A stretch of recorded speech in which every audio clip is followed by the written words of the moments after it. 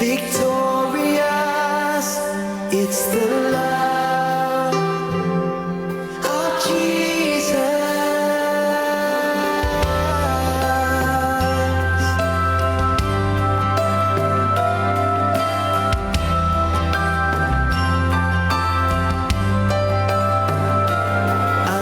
Undenied, unfailing, undefeated, unchanging, all in all, victorious. It's the love of Jesus. For you took the cross when all hope had been lost, and no power could stand in the way of your love, higher than the heavens, stronger than 1,000 seas.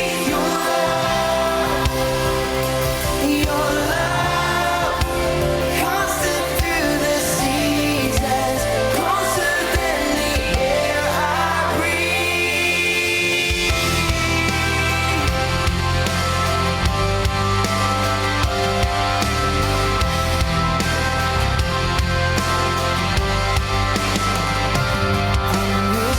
Unrestrained, unrivaled, unashamed, unbridled, all in all, invincible. God, your love can never fail. For you took the cross when all hope had been lost, and no power can stand in the way of your love, higher than the heavens, stronger than 1,000 seas. Your love, constant through the seasons, closer than the air I breathe. 할렐루야. 네.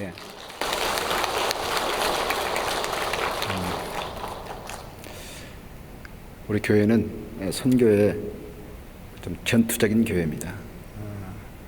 제가 펄스 지역에 23년째 섬기고 있는데 개척하고 7년째 되더니 하나님의 은혜로 첫 번째 성전 건축을 하고, 그리고 바로 2년 뒤에 또 교회가 하나님의 은혜로 부흥하게 돼서 지금 또 우리가 사용하고 있는 교회를 구입을 했습니다.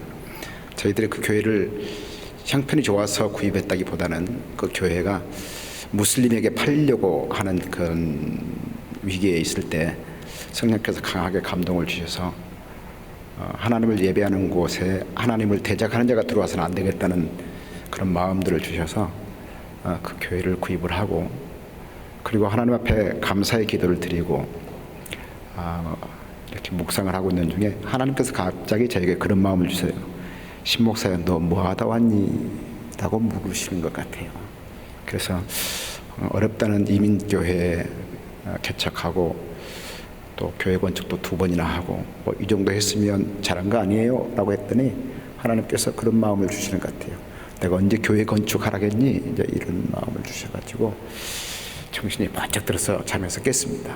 그리고 2주 뒤에 바로 중국으로 들어가서 중국 선교를 시작했고요. 그것도 가장 어려운 장족 자치지역과 그리고 시안에서 더 들어간 상락이라고 하는 곳에 나완자 정착촌에 들어가서 제가 중국 선교를 한 10여 년 28번 중국에 들어갔다 와서 지금은 블랙리스트에 올라가가지고 제가 중국을 못 들어갑니다. 비자를 안 내줘서.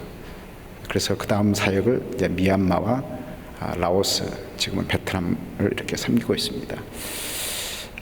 하나님께서 은혜를 베풀어 주셔서 놀라운 일들을 행하시는 것을 보게 됩니다. 우리 김 목사님은 저에게 오셔서 큰 은혜를 많이 끼치셨어요. 그래서 지금도 가끔 보면 우리 성도들 얘기 들어보면 김 목사님 신년 축복성에 오셔서 참 은혜로운 말씀 많이 전해주셨는데 한 번 더 모시고 싶습니다라는 얘기를 해요. 그래서 내가 한 번 오십시오 그랬습니다. 여러분 기회 되면 같이 목사님 모시고 오셔도 좋습니다. 웰컴합니다. 제가 굉장히 아름다운 것이에요. 뭐 이렇게 얘기를 해봐야 백문이 불여일견이라고 한번 보는 게 훨 낫습니다. 할렐루야. 찬양 하나 할까요? 오 신실하신 주.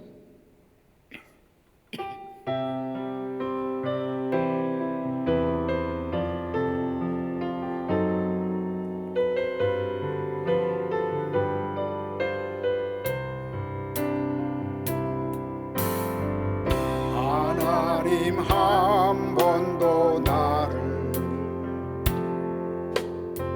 실망시킨 적 없으시고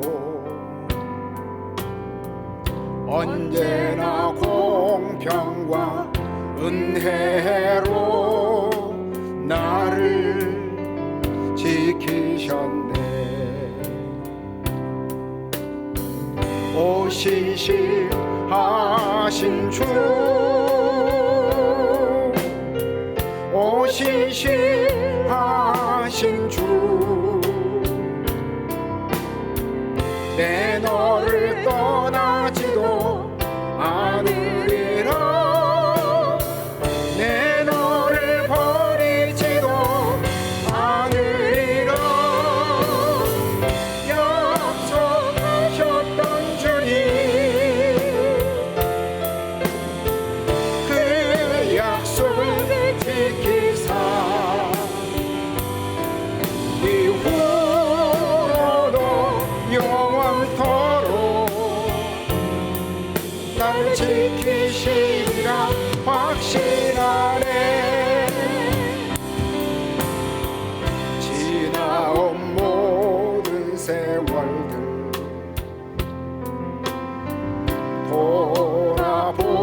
돌아보아도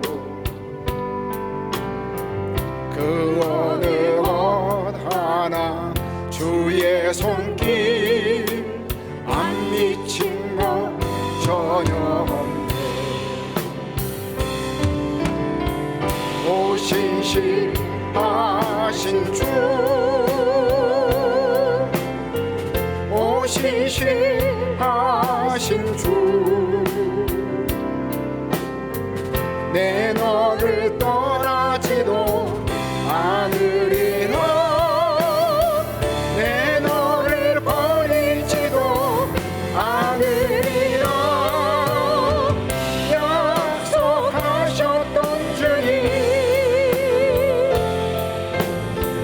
그 약속을 지키사 이후로도 영원토록 나를 지키시리라 확신하네. 오 신실하신 주, 오 신실하신 주, 오 신실하신 주, 내 너를 떠나지도 않으리라. 내 너를 버리지도 않으리라. 약속하셨던 주님, 그 약속을 지키사 이후로도 영원토록 나를 지키시리라 확신하네.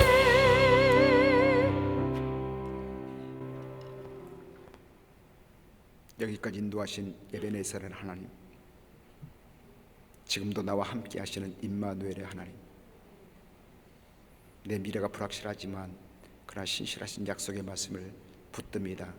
나를 위하여 많은 것으로 예비하시고 준비하신 여호와 이레의 하나님, 그 하나님을 내가 믿습니다.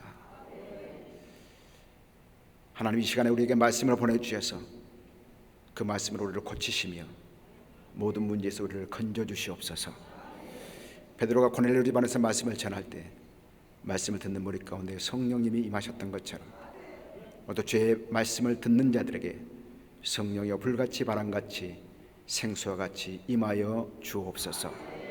우리 가운데 굳은 마음을 다 제하여 주시고 부드러운 마음 허락하셔서 하나님의 말씀에 씨앗이 뿌려질 때에 결실 맺는 복된 인생 되게 하여 주옵소서.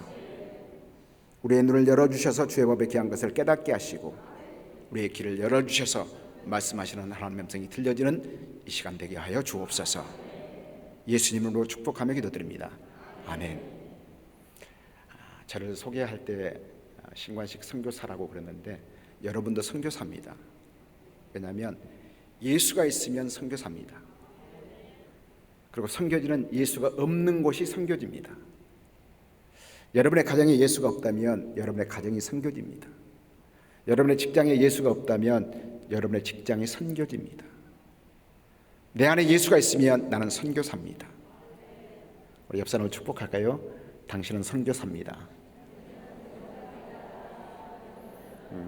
선교사는 꼭 해외에 나가서 선교하는 게 선교가 아니라 내 안에 예수가 있으면 선교사입니다. 그리고 예수가 없는 곳에 예수가 그리스도고 가르치고 증거하면 그곳이 선교지가 되는 겁니다.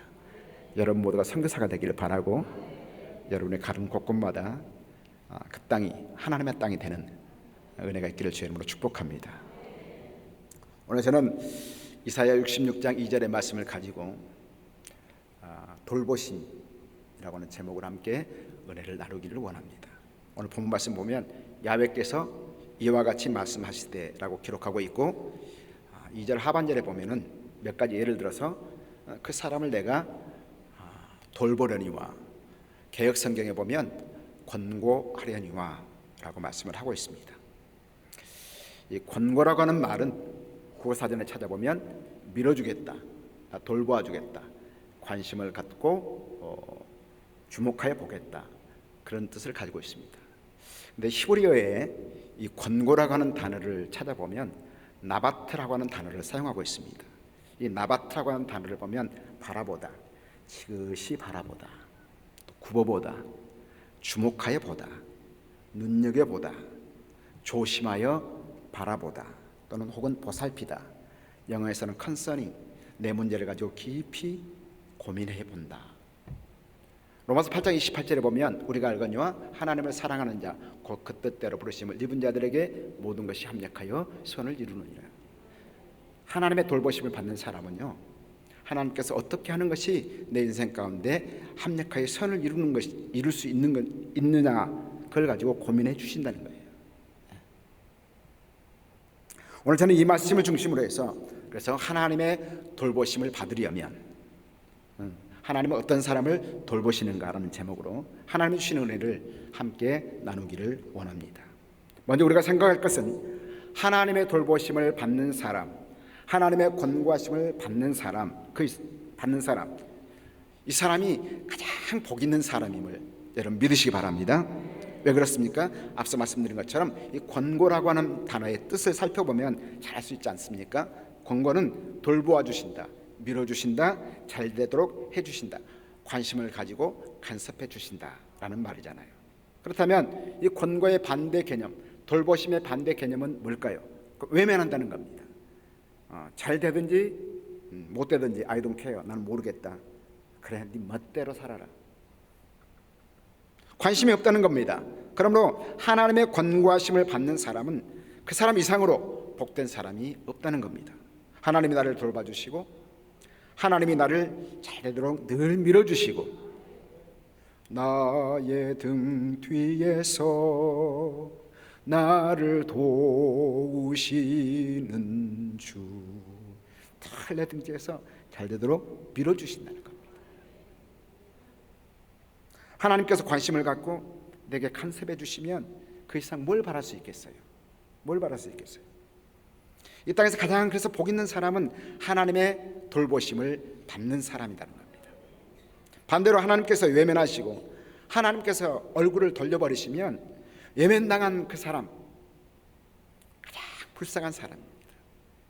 하나님께서 돌보지 아니하시면 사람이 제 아무리 노력을 한다 할지라도 그 노력은 헛쓰고 수포로 돌아가고 만다는 겁니다. 그래서 시편 127편에 보면 야훼께서 집을 세우지 아니하시면 세우는 자의 수고가 헛되며 야훼께서 성을 지키지 아니하시면 파수꾼의 경성함이 허사다라고 말씀을 하고 있습니다. 그리고 너희가 일찍 일어나고 늦게 누우고 수고의 떡을 먹음이 다 헛되다. 경상도 말로 씨알떡이 없다는 거예요. 씨알떡이 없다. 하나님께서 되게 해주지 아니하시면 인간의 노력이 아무런 의미가 없다는 겁니다. 아무런 소용이 없다는 겁니다. 계속해서 하나님은 뭐라고 말씀하십니까? 야훼께서 그 사랑하는 자에게 잠을 주시는도다. 하나님이 권고해 주시고 하나님이 잘 되도록 밀어주시고 돌봐주시면 잘 것 다 자도 일은 잘 된다는 겁니다. 단잠을 자도 하나님이 일을 잘 풀어주시는 거예요. 하나님께서 권고해 주시면 그 사람 이상으로 그래서 복된 사람이 없는 겁니다. 하나님이 권고하시면 사람들이 그를 잘못되도록 회방을 한다 할지라도 그 잘되는 걸 막을 수가 없는 거예요. 아무리 사람들이 그의 앞길을 막으려고 해도 하나님께서 그 길을 쫙 열어주시는 겁니다. 자, 그럼 한번 성경을 찾아볼까요? 요셉이라고 하는 사람 보십시오. 형들이 동생 요셉을 굉장히 미워했습니다. 그래서 애굽으로 종으로 팔아버렸지 않습니까? 근데 하나님께서 요셉을 돌보시니까 가는 곳곳마다 잘 되었습니다. 종으로 팔려갔어도 노예로 팔려갔어도 그 집에서 얼마나 잘 됐냐 말입니다. 보디발의 집에서도 얼마나 잘 되었습니까? 가정 총무까지 올라갔습니다. 그런데 이 요셉이 굉장히 잘생긴 핸섬맨이었나 봐요. 뭐 믿거나 말거나 이 보디발의 아내가 꽤 잘생긴 쭉쭉빵빵했나 봐요. 근데 동창회를 갔어요. 근데 이 보디발의 아내가 요셉을 흠모했잖아요. 짝사랑했잖아요. 상사병에 걸렸거든요. 그러니까 얼굴이 깨재재, 화장빨도 안 받고 뭐 팩을 해도 안 받고. 그런데 동창회는 나갔어요. 동창회 나가서 친구들이 자네 왜 그래? 왜 얼굴이 그 모양이야? 남편의 사랑을 못 받는 거야? 아니면 무슨 근심이 있는 거야? 걱정이 있는 거야? 막 묻는 거예요. 그러니까 자초지종을 다 얘기했어. 우리 집에 이 노예가 하나 있는데 이름이 요셉인데 너무너무 핸섬하게 생겼어. 나 그 애만 생각하면 막 잠이 안 오고 가슴이 콩닥콩닥해. 아니 도대체 얼마나 그렇게 핸섬하기에 그래. 그리고 그 종이라며 그러면 네 주인이잖아. 그냥 네 걸로 만들면 되지. 그랬더니 아니야. 그거는 안 통해. 그게 안 통해. 도대체 얼마나 잘생긴 거야. 와봐 보면 알아. 그래서 이제 친구들 다 초청했잖아요. 초청하고 집안에 아무도 두지 않고 요셉만 딱 수정들게 했습니다. 그리고 친구들 앞에 접시 위에 사과 하나 잘 든 글 하나를 놓게 했습니다. 그러고는 이제 사과를 깎아 먹게 하는데 요셉이 짠 들은 거예요. 나 여기 있다 하고 들은 거예요. 그런데 이 동창들이 사과를 깎다가 요셉을 보는 순간 정신이 나가버린 거예요. 그래서 사과를 깎아야 되는데 손을 다 잘라버린 거예요. 그 정도로 잘생겼대요. 믿거나 말거나. 그러니까 이제 보디발 아내가 이거 애인 삼고 싶어가지고 그래 안다를 했는데 요셉이 내가 하나님 앞에서 내가 어떻게 큰 죄를 지을 수 있느냐 안 해. 그래서 이 보디발 아내가 사랑의 감정이 미움의 감정으로 바뀌어가지고 요셉을 감옥에 집어넣어버렸잖아요. 여러분, 그런데 하나님의 섭리 가운데 감옥에 들어갔기 때문에 오히려 바로의 신임을 얻게 되는 계기가 됐잖아요. 아니 감옥에 들어가는 게 무슨 하나님의 섭리? 여러분, 요셉에게 하나님의 꿈이 있었어요. 꿈이 있었습니다. 애굽에 총리로 세워야 되는데 17살 때 꿈을 꿨잖아요. 13년 동안 하나님이 트레이닝을 시키는데 첫 번째 트레이닝이 뭐예요? 살림살이를 배우게 한 거예요. 그 가정총무로서 살림살이를 배우게 한 거예요. 그 보디발의 집에서 살림살이를 배움으로 나라 살림살이를 방법을 체득하게 되는 것이죠. 그래서 살림살이를 다 배우고 나니까 하나님께서 또 살림살이만 잘한다고 해서 정치할 수 있습니까? 정치를 배우게 한 거예요. 그래서 정치범들이 수용되어 있는 감옥에 보낸 거예요. 보내서 정치꾼들이 모이면 정치 얘기만 하잖아요. 그래서 이제 옥에 총괄하는 이 담당자가 되다 보니까 이런저런 얘기를 듣는 거예요. 정치 얘기를 듣는 거예요. 어떻게 오셨어? 장관님은 어떻게 오셔서 나는 이러이러해서 그래 오게 됐다. 그러면 정치를 배우는 게 개인 레슨 맞는 거예요. 다 배우고 나니까 하나님께서 또 썩 들어다가 총리를 세우셨잖아요. 다 하나님의 섭리예요. 당신은 해석이 되지 않고 이해가 되지 않지만, 그렇죠? 그렇죠? 2부 예배는 반응이 좋더만 다 하나님의 생각이 있었던 거예요. 자, 이제 따라해 봅시다. 다 하나님의 생각이 있는 거예요. 그러니까 해석이 안 되도 현실에 이해가 되지 않고 받아들이기가 어렵다 할지라도 좀 더 믿음으로 바라보면 그래, 하나님의 다 섭리 가운데 이 일들이 지금 일어나고 있겠지. 할렐루야. 그래서 하나님의 섭리 가운데 감옥에 들어가서 오히려 바로의 신임을 받게 되는 계기가 되고, 바로의 다음 가는 권세자로 애굽의 국무총리가 되지 않습니까? 여러분, 이처럼 하나님께서 돌보시면, 하나님께서 권고하시는 날에는 온 세상이 그를 잘못되게 방해를 한다 할지라도 안 되게 하려고 해도 잘 되고 만다는 사실. 왜? 절대 주권이 하나님께 있거든요. 나라의 흥망성쇠가 하나님께 있거든요. 우리 인생에 죽고 사는 것이 하나님께 있거든요. 그래서 사도 바울이 로마서 8장 31절에서 뭐라고 말해요? 그런즉 우리가 이 일에 대하여 무슨 말을 하리요? 하나님이 나를 위하시면 누가 나를 대적하겠느냐? 하나님은 내 편인기라.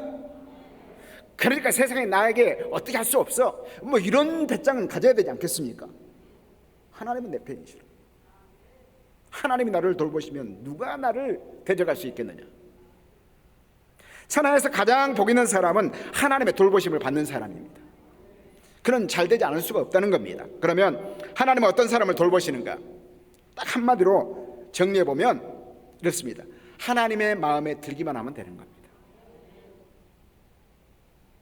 하나님을 기쁘시게 하면, 다시 말해서 하나님의 마음에 들기만 하면 하나님은 그에게 복 주고 싶어서 견디지를 못해 해요. 좀 속된 말로 환장해요. 복 주고 싶어서 환장한다니까. 내가 저 하나 복 주고 싶어서 미치겠어.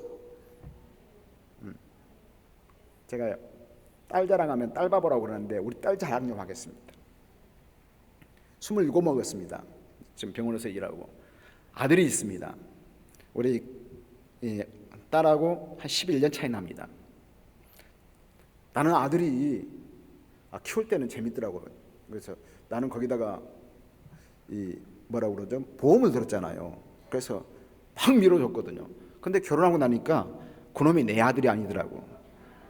며느리 남편이지. 내가 코로나로 아파 누워있는데요, 전화 한 통이 없어요. 괘씸한 놈이지. 근데 딸은요, 맨날 전화 와가지고 아빠 어떠냐고, 열 있냐고, 발열 체크 해봤냐고, 머리는 안 아프냐고, 몸살기 없냐고, 밥맛은, 뭐 별걸 다 물어보는 거예요. 그리고 아침마다 일어나면 Good morning, I love you, I miss so much, 막 이렇게 보내는 거예요. 그러니까 나도 좀 닭살 돋지만 I love you 막 이렇게 하잖아요. 매일 이렇게 문자가 오고 매일 내 안부를 묻고 그렇습니다. 그럼 제 기분이 좋을까요, 안 좋을까요? 좋죠. 아들이 마음에 들겠어요, 딸이 마음에 들겠어요? 딸이 마음에 들겠죠. 그래서 내가 그랬지, 딸, 아빠가 한국에서 뭐 선물 하나 사가고 싶은데 뭐 가지고 싶어? 다 필요 없다는 거예요. 아빠만 건강한 모습으로 오라는 거예요. 아빠면 충분하다는 거예요. 할렐루야. 딸 없는 사람 좀 약이 오르죠. 따라합시다. 하나님이면 충분합니다. 제가 자식을 키우면서요, 아버지 마음을 제가 알게 됐어요. 하나님도 그렇지 않겠냐는 거예요. 내가 하나님의 마음에 들기만 하면, 내가 우리 딸이 요구하지도 않았지만 내가 뭐 사주고 싶잖아요. 하나님도 그렇지 않겠냐는 거예요. 내가 하나님의 마음에 들기만 하면 하나님 나에게 복 주고 싶어서 환장하지 않겠냐는 거예요. 그런 인생 되고 싶지 않냐는 거예요, 여러분.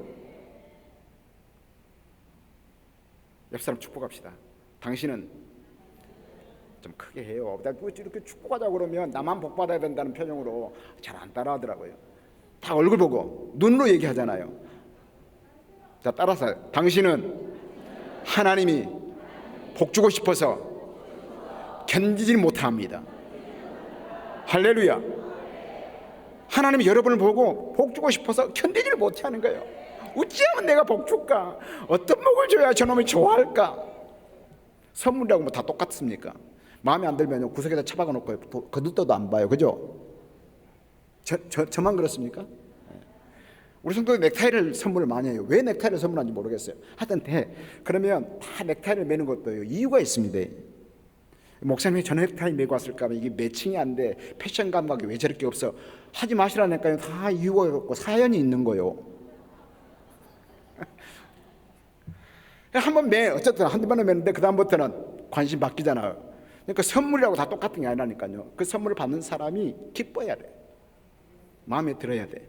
그래서 하나님이 복을 주셔도 어떤 복을 줘야 저 인생 정말 살만한 인생이 될까 고민하신다니까요. 여러분이 하나님의 마음에 들기만 하면 하나님이 하나님의 마음에 들기만 하면 복 주고 싶어서 견디질 못해요. 그리고 하나님께서 하나님을 기쁘시기만 하면 하나님께서 돌보아 주시고 또 구하는 것뿐만 아니라 생각하는 것까지도 넘치도록 주시는 분이 저와 여러분이 믿는 하나님임을 믿으시기 바랍니다. 자, 구약의 솔로몬을 보십시오. 그가 왕이 된 이후에 기브온이라고 하는 곳에 올라가서 1,000마리의 번제물로 하나님께 예배를 드리잖아요. 하나님께서 그 밤에 솔로몬에게 나타나셨습니다. 솔로몬아, 내가 너에게 뭘 해주기를 원하느냐 묻습니다. 네가 구하는 건 내가 다 들어줄게. 절호의 찬스잖아요. 야, 드디어 때가 왔다. 이것저것 구할 수 있는 절호의 찬스잖아요. 여러분은 뭘 구할 것 같아요? 뭘 구할 것 같아요? 생각 안 해보셨어요? 저는 가끔 그런 생각을 해요. 뭘 구할 것 같아요? 에라이 로또.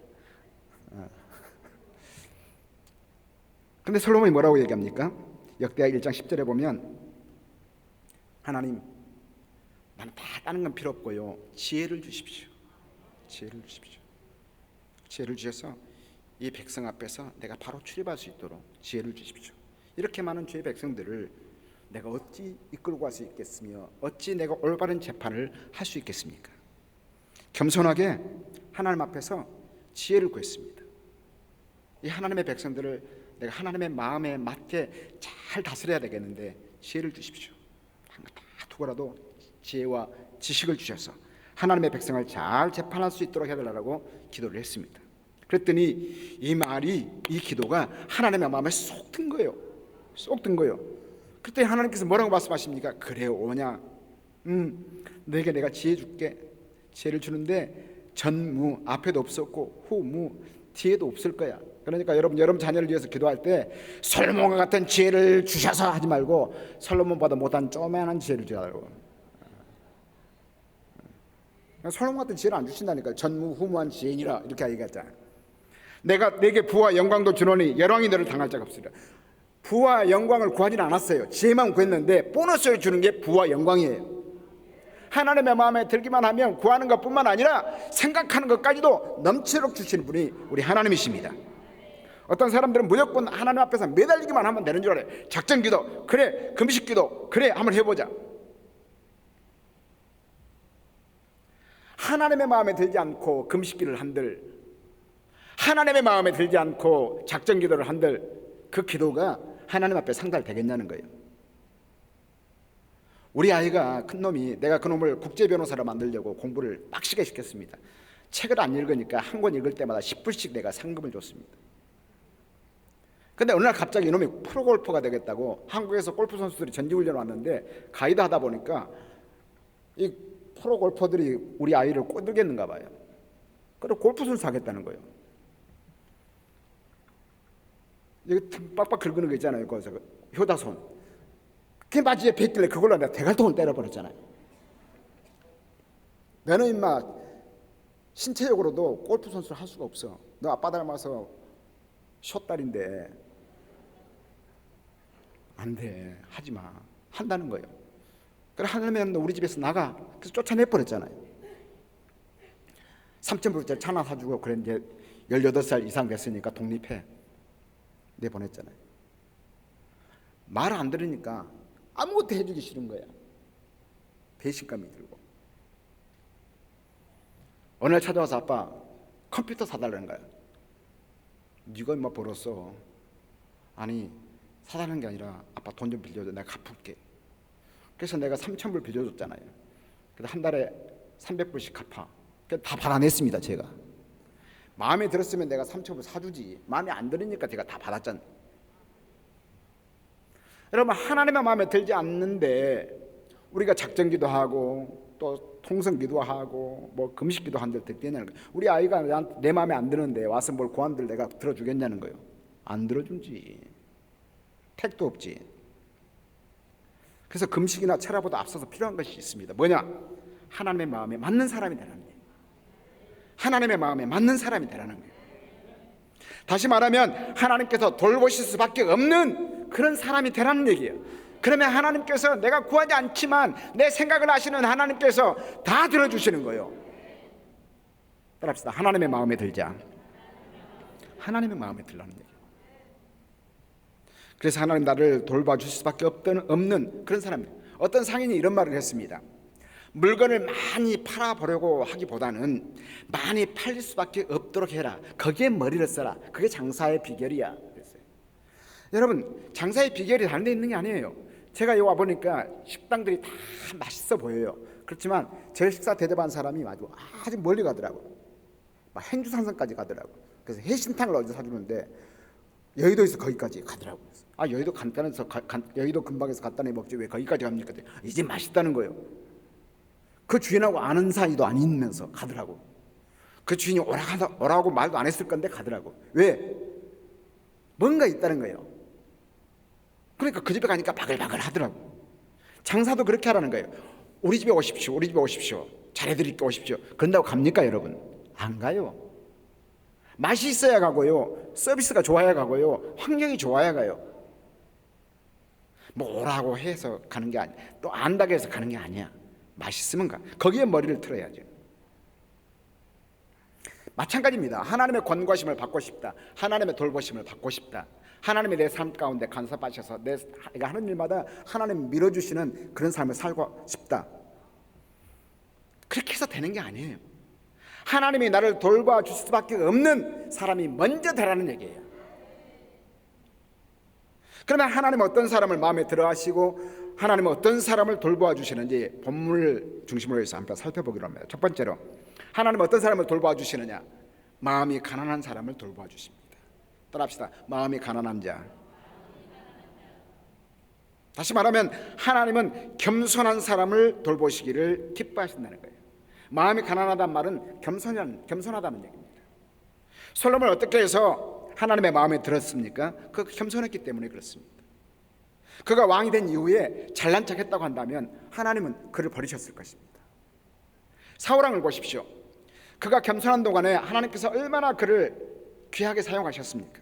근데 그가 교만해져 버리니까 사울을 왕 세우는 것에 대해서 슬퍼하셨어요. 후회하셨어요. 사람이 정말 겸손하면 하나님은 반드시 그를 붙들어 주시고 높여 주신다는 사실을 여러분 기억하시기 바랍니다. 겸손하면 그를 사용하십니다. 반대로 사람이 교만하면요 예외 없이 하나님이 그를 낮춰버리십니다. 오늘 성경에서 얼마든지 그 예를 찾아볼 수 있습니다. 먼저 야고보서 4장 6절에 보면 하나님은 교만한 자를 물리치시고 겸손한 자에게 은혜를 주시느니라. 은혜 받고 싶다 해서 은혜를 받는 게 아니라 겸손해야 하나님이 은혜를 주시는 거예요. 왜 은혜를 그러면 못 받습니까? 교만하기 때문에. 누가복음 18장 14절에 보면 무릇 자기를 높이는 자는 낮아지게 되고 자기를 낮춰야 하나님 높여주신다는 거예요. 잠언 6장 16절에 보면 야훼께서 미워하시는 것 그 마음에 싫어하시는 것이 6, 7가지니 곧 교만한 눈과 하나님이 싫어하시는 것이 6, 7가지가 있대요. 근데 첫 번째가 뭐냐? 교만한 눈. 하나님이 가장 싫어하시는 것이 교만한 눈이에요. 그리고 거짓된 혀와 무죄한 자의 피를 흘리는 손과 악한 계획을 꾀하는 마음과 빨리 악으로 달려가는 발과 거짓을 말하는 망령된 증인과 및 형제 사이를 이겨라는 것 하나님이 싫어하신다는 거예요. 하나님이 곱게 봐줄 수 없는 것 가운데 첫째가 뭡니까? 교만입니다. 그러니 교만해가지고 어떻게 하나님의 복을 받을 수 있겠습니까? 절대로 하나님의 돌보심을 받지 못하는 겁니다. 따라서 잘 될 수가 없습니다. 반면에 겸손하면 하나님께서 그에게 복을 주시고 싶어서 견디지를 못해 해요. 그러면 겸손한 자에게 어떤 복을 주십니까? 잠언 22장 4절에 보면 겸손과 야훼를 경외함의 보응은 재물과 영광과 생명이니라. 겸손해서 하나님을 경외하면 하나님께서 복을 주시는데 재물도 주시고 영광도 주시고 생명도 주신다는 거예요. 마태복음 5장 3절에 보면 예수님께서 팔복을 말씀하시면서 맨 처음에 심령이 가난한 자는 복이 있나니 천국이 저희 것입니다. 겸손한 마음은 행복의 여덟 계단 가운데 첫 번째 계단이 겸손이라는 겁니다. 많은 복으로 나가는 첫 번째 관문이 겸손이라는 겁니다. 겸손하지 않고는 그 다음 단계에 있는 복은 구경조차 못하는 겁니다. 사랑하는 성도 여러분, 하나님께서 돌보시는, 하나님께서 권고하실 수밖에 없는 사람이 되고 싶습니까? 그렇다면 겸손해야 됩니다. 그래야 그 사람이 하나님의 돌보심을 받고, 그래야 그 사람이 사람 세계에서도 인정받고 또 존경받는 거예요. 우리 가운데 가까이 하기엔 너무 먼 당신 있잖아요. 그렇죠?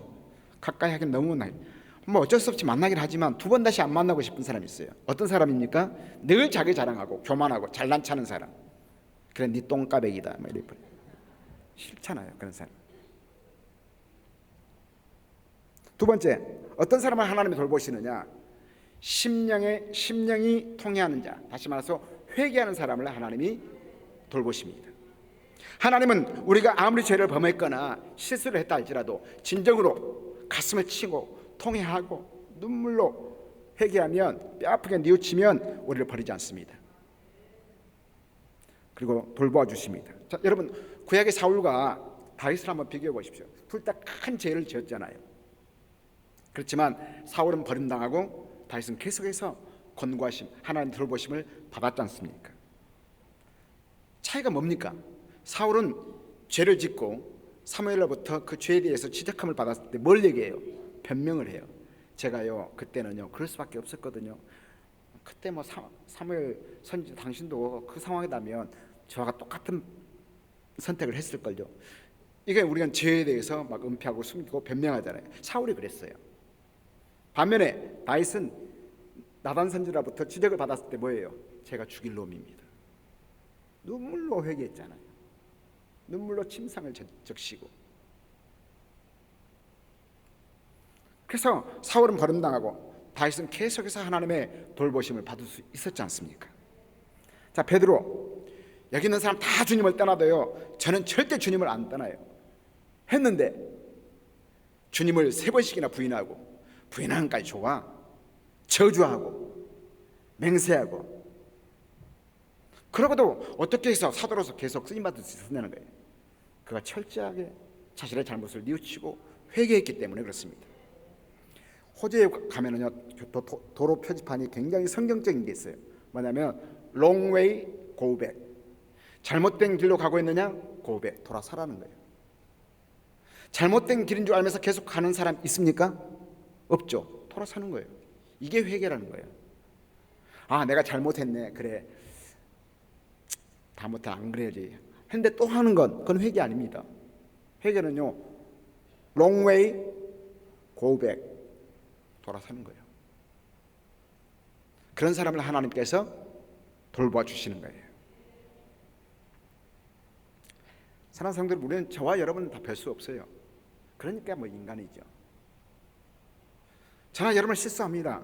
때로는 넘어집니다. 솔직히 시인하고 뼈아프게 뉘우치면 하나님은 절대로 그를 버리지 않습니다. 오히려 불쌍히 여겨주시고 긍휼을 베풀어 주시는 거예요. 누가복음 15장에 보면은 탕자의 비유가 나오잖아요. 둘째 아들이 아빠, 내 유산, 나에게 올 재산 좀 미리 좀 주면 안 될까? 그 말은 아빠 빨리 가셔, 그 얘기잖아요.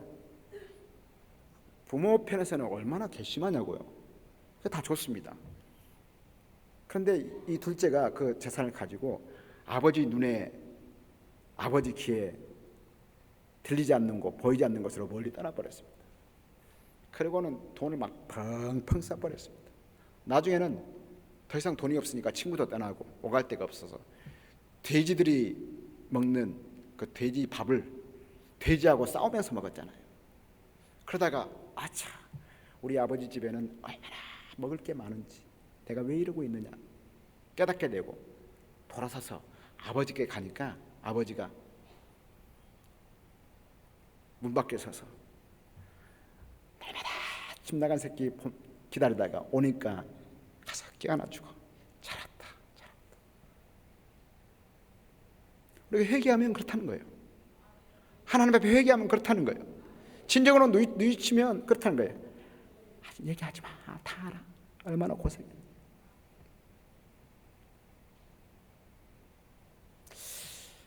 하나님의 전능하심 가운데 하나가 뭔지 아세요?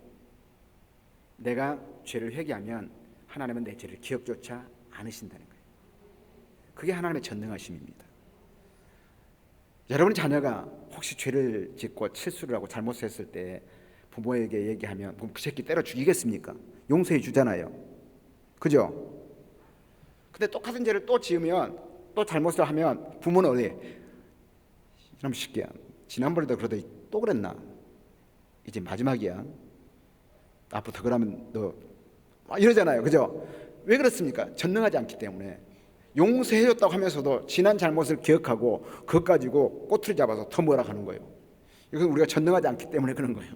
근데 하나님은 전능하시기 때문에 우리가 우리 죄를 자백하면 저는 의로우시고 미쁘시사 깨끗하게, 할렐루야, 오히려 불쌍히 여겨주시고 긍휼히 여겨주시고. 문제는 실수한 다음에 통회하느냐, 뉘우칠 줄 아느냐 모르느냐, 거기에 있는 거예요. 우리가 하나님 앞에서 뉘우치고 통회하면 하나님은 우리를 그 어떤 잘못이든지 다 용서해 주시는 사실을 여러분 꼭 믿으시기를 주의 이름으로 축원합니다. 그래서 이사야 1장 18절에 뭐라고 말합니까? 와라 우리가 서로 얘기해보자. 너희 죄가 좋은가 될지라도 눈같이 휘어질 것이요 진홍같이 붉을지라도 양털같이 휘어지리라. 할렐루야. 얘기해보자. 왜 그랬어? 얘기해보자. 그랬구나, 그럴 수밖에 없었구나. 그래, 내가 용서해 줄게. 요한일서 1장 9절에도 보면 만일 우리가 우리 죄를 자백하면 저는 미쁘시고 의로우사 우리 죄를 사하시며 모든 불의에서 우리를 깨끗하게 하실 것이요. 할렐루야. 우리가 우리 죄를 자복하면 하나님은 그 모든 죄를 사하시고 깨끗하게 해주신다는 거예요. 절대로 하나님이 저와 여러분을 버리지 않습니다. 앞서 말씀드린 것처럼 내 새끼가 죄를 지으면, 잘못을 하면 그거 뭐 죽이겠습니까? 살리겠습니까? 그래도 내 새끼인데. 하나님이 저와 여러분을 앞에서도 그래요. 잘못을 인정하고 시인하고 회개하면 그래도 내 새끼인데. 세 번째로 어떤 사람을 하나님 돌봐주실까요? 하나님 말씀 앞에서 떠는 자입니다. 따라합시다. 하나님 말씀 앞에서 떠는 자. 여러분 1년에 한 번씩 성경 통독하시죠? 성경을 어떻게 읽습니까? 뭐 정독, 다독, 속독 뭐 많이 있잖아요. 성경을 어떻게 읽어야 되면 성경은 몸뚱이로 읽어야 됩니다. 따라합시다. 성경은 몸뚱이로 읽어야 된다. 삶으로 읽으란 얘기입니다. 오늘 하나님께서 돌보시는 사람 가운데 어떤 사람을 하나님 돌보시냐? 말씀 앞에서 떠는 자입니다. 내 말을 듣고 떠는 자, 그 사람은 내가 돌보려니와. 하나님의 말씀이 이렇다 하면 두말하지 않고 아멘 하라고 순종한 사람을 하나님 돌보신다는 거예요. 하나님의 계명이 이렇습니다 하면 나에게 그 말씀 때문에 나에게 불이익이 온다 할지라도 아멘 하고 순종하는 사람, 그 말씀을 어길 수 없는, 그래서 순종하는 사람, 이 사람을 하나님께서 돌보신다는 거예요. 여러분이 자녀를 키워보면 부모 말에 순종 잘하는 새끼가 이쁘잖아요. 10손가락 깨물어서 안 아픈 손가락 없다고 해요. 아니, 안 아픈 손가락 있어요. 더 세게 깨물어 적어도 꼭 깨물고 싶은 놈이 있다고 꼭 있더라고. 근데 정말 사랑스러운 놈은요, 깨물기가 아깝잖아요. 그죠? 저만 그런지 모르겠습니다만 그래요. 하나님의 계명이 이렇다면 하나님이 두말 않고 순종하는 그 사람, 말 잘 듣는 새끼, 어떻게 그 새끼가 구하면 안 들어주겠어요? 다 들어주죠. 오늘도 하나님이 어떤 사람을 돌봐주십니까? 하나님의 말씀이 이렇다 하면 그 말씀 앞에서 두말하지 않고 아멘, 아멘 순종하는 사람입니다. 그 말씀대로 살려고 할 때 나에게 어떤 불이익이 나에게 온다 할지라도, 어떤 손해가 온다 할지라도 그것이 하나님의 말씀이시기 때문에 순종하는 사람, 하나님이 돌보시고 권고하신다는 사실을 여러분 꼭 믿으시기를 주의 이름으로 축원합니다. 하나님 말씀 앞에서 부들부들 떠는 이런 사람이라면 하나님은 오늘도 그를 돌봐주시고 권고해 주신다는 겁니다. 어째 하나님이 이런 사람을 외면하시겠습니까? 문제는 우리가 말씀대로 살아야 되는 겁니다. 우리가 1년이면 수없이 많은 설교를 듣습니다. 바르게 함과 의로 교육하기에 유익한 말씀들, 때로는 내가 잘못 살았을 때 채찍으로 때리기도 하시고 몽둥이로 후려치기도 하시고, 그래도 안 되면 좌우에 날선 검, 혼영, 심령, 골수를 막 쪼개기까지도 하시고, 그런데도 안 변해. 이게 기적입니다. 안 변한 것도. 얼마나 많은 말씀을 들었는데 순종하지 않기 때문에. 그래서 우리 하나님은 어제나 오늘나 영원토록 동일하시죠. 근데 우리도 어제나 오늘나 영원토록 초신자. 변하지 않는 거예요. 말씀 앞에 순종해야 하나님이 그에게 복 주고 싶어서 견디지를 못해 하세요. 이런 사람을 살아가시기를 주의 이름으로 축원합니다. 이런 사람 하나님 어떻게 외면하시겠어요? 마지막으로 범사에 하나님을 시인하고 나의 앞길을 전적으로 하나님께 맡기는 사람을 하나님이 돌보아 주신다는 거예요. 잠언 3장 6절에 너는 범사에 그를 인정해라. 그리하면 내 길을 지도해 주시겠다. 범사에 all circumstance, 어떤 상황 가운데서 그 상황이 해석이 되지 않고 그 상황을 받아들이기 어렵지만 그래도 인정하라는 얘기예요.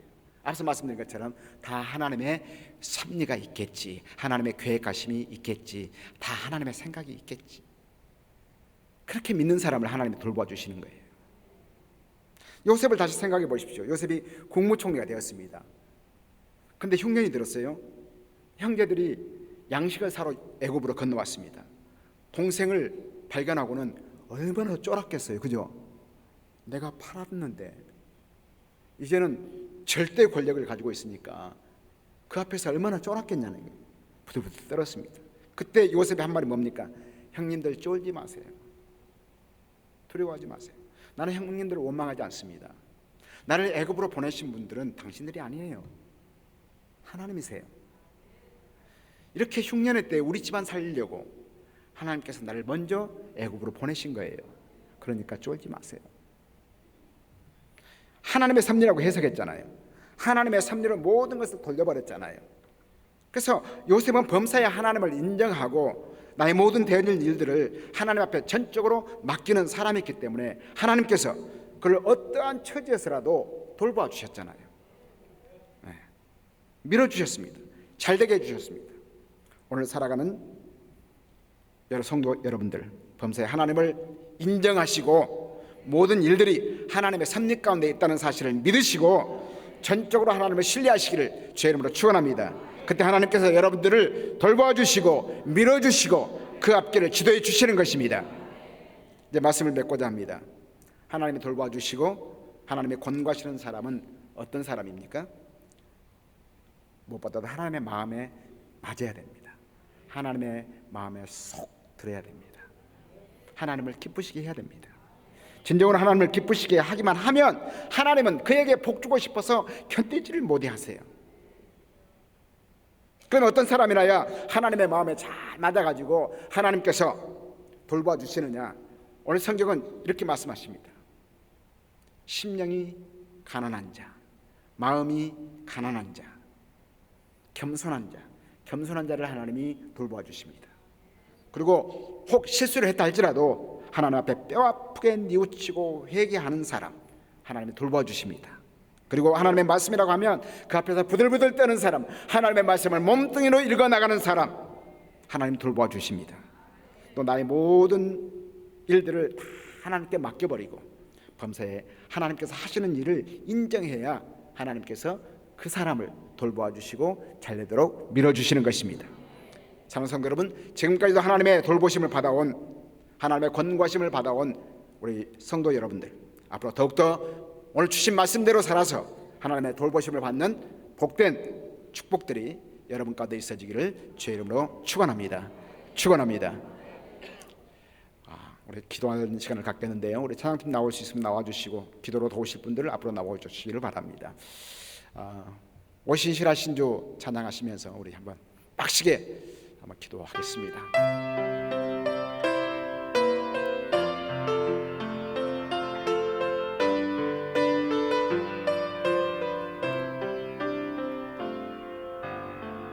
하나님 한 번도 나를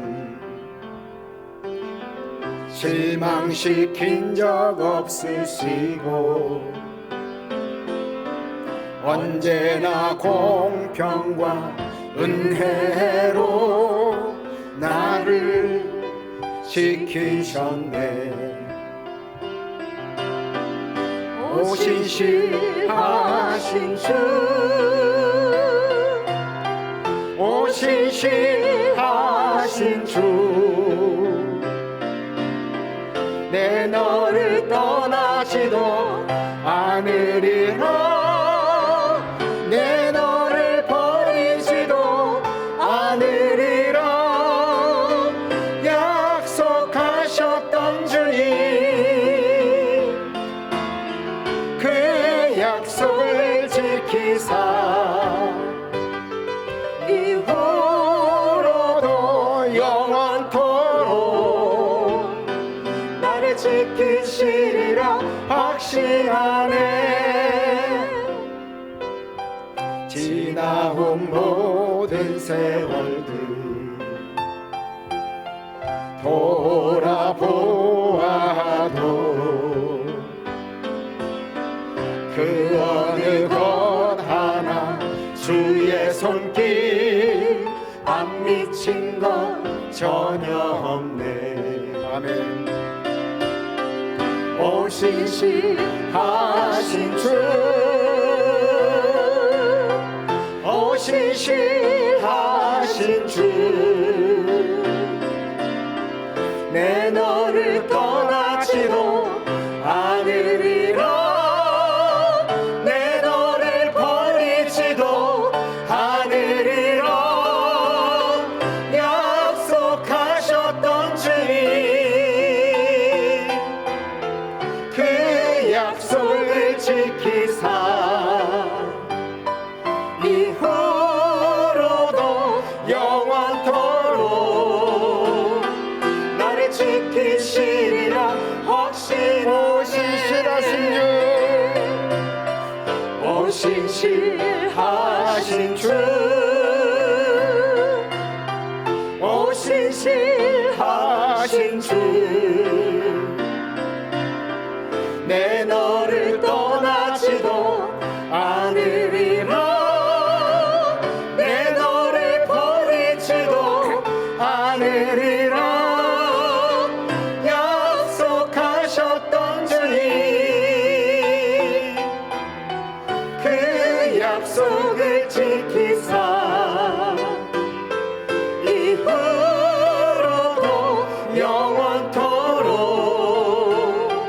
나를 지키시리라 확신하네.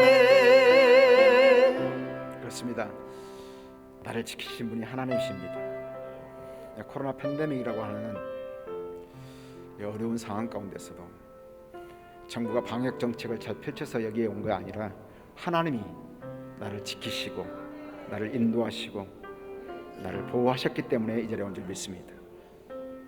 지금은 마태복음 24장에 나와 있는 말세의 징조들이 그대로 나타나고 있는 때입니다. 주님은 곧 오십니다. 여러분이 믿든지 믿지 않든지 주님은 오십니다. 주님이 오실 때 오늘 어떤 모습으로 주 앞에 서야 될까요? 너 뭐하다 왔니? 라고 물으시면 대답할 말이 있어야 되잖아요. 성경에 보면 지혜로운 5처녀와 미련한 5처녀가 있습니다. 똑같이 결혼을 준비하고 있었던 사람들인데 5사람은 신랑을 맞이했고 5사람은 신랑을 맞이하지 못했습니다. 주님이 다시 오신다는 것을 믿을진데 그렇다면 우리가 어떻게 살아야 되느냐? 주님이 오늘 밤에 오실 것처럼 살아야 됩니다. 주님이 오늘 밤에 오신다면, 지금 오신다면 나는 어떻게 살아야 되겠습니까? 이 코로나 팬데믹이라고 하는 이 상황이 저는 영적으로 깨달음이 있습니다. 알곡과 죽정이를 가려내는 하나님의 작업이라는 거예요. 코로나가 무섭습니까? 코로나가 무섭긴 하죠. 그러나 코로나가 우리의 생명을 주관하는 것이 아니란 말입니다. 우리의 생명의 주관자는 하나님이시란 말입니다. 내 생명의 주관자는 하나님이시란 말입니다. 코로나에 걸려도 살 수 있고 코로나에 걸려도 죽을 수 있지만, 그러나 코로나가 나를 죽이는 것이 아니라 하나님의 손에 있다는 겁니다. 하나님을 두려워하기보다는 코로나를 너무 두려워해요. 하나님을 두려워하세요.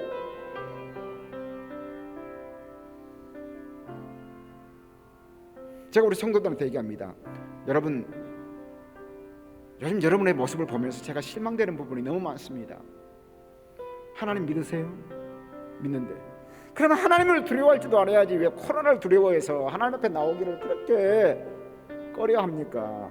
나오세요. 하나님 앞에 까짓거 예배드리다 가면 천국이지.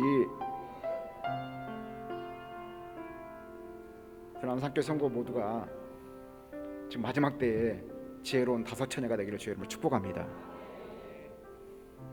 우리가 평생 교회를 다녔는데 주님께서 천사들의 나팔소리와 함께 공중에서 재림하실 때에 내 이름이 불려지지 않는다면 그 인생 얼마나 비참하고 불쌍하냐는 거예요.